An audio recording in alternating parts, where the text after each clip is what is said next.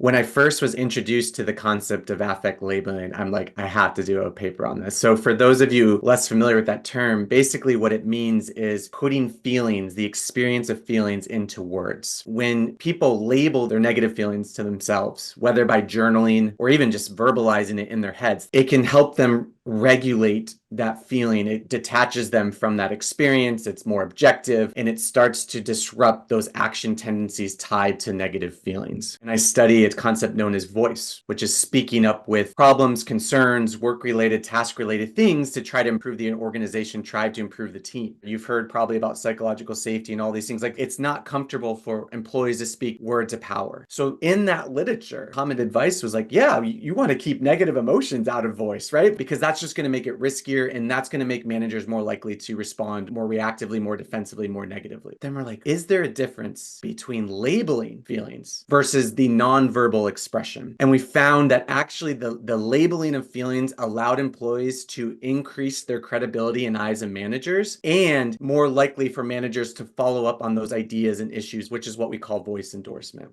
Some of my other work has looked at timing of speaking up with voice, not emotions, but speaking up with issues. And we find what we call like strategic silence. In the literature, silence was seen as a negative thing. It's a symptom of fear, defensiveness, or deviance. And we were actually like, I think people are sometimes being like strategic about this, like for functional reasons, for positive reasons. And what we found is the 3 R's of timing. So relevance, readiness, and receptivity. So relevance is, do I think my issue is relevant to the conversation, the goals, the agenda of the team currently discussing? Readiness is, do I feel ready to pitch this? Do I have, my ducks in a row, thought through some of the questions I might get? The third is receptivity of the boss. Are they in a good mood or not? And are they busy or not? Like, do they have the mental space and capacity to consider what you're saying?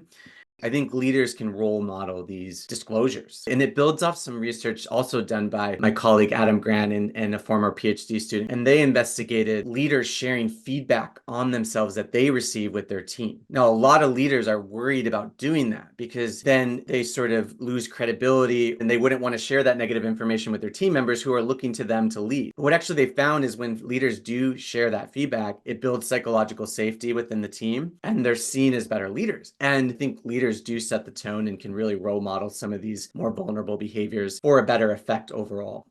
I heard you talk about this term emotional safety, which I hadn't heard before. That's what I stumbled upon in my other research that looked at a term we called authentic emotion climate, which is the shared perception among the team that individual members in that team can both express what they truly feel, like emotions wise, and that others will respond to those as opposed to ignoring them or having to suppress them. And then in some of my other work, what we found is that teams actually can have better task related discussions, greater creativity, more what we call information elaboration, where they share divergent viewpoints and then build upon that if they have that emotional freedom.